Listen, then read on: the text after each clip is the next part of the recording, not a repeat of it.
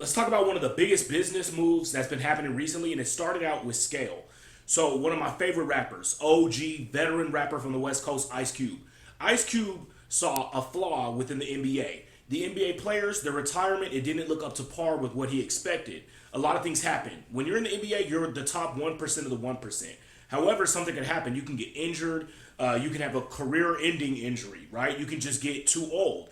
And in that term, that could be like 30 is considered old in the NBA. So what Ice Cube found was that there was no place for people to transition afterwards or rebuild the career. That's where he developed the Big Three.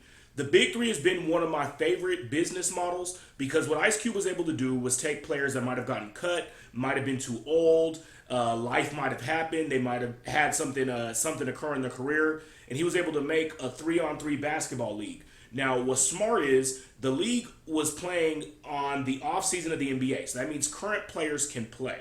Now, the other thing that was smart was they were a traveling league, so they would go to the city. So that's minimal upkeep, right? So that's basically like saying, I'm going to go to your gym, we'll have a game there. That means we don't have to really pay for the stadium, right?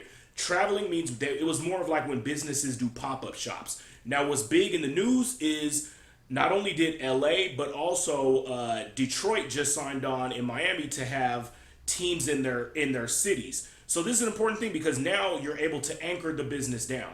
So when businesses scale, I think one of the biggest things is let's get as much juice as we can from the fruit.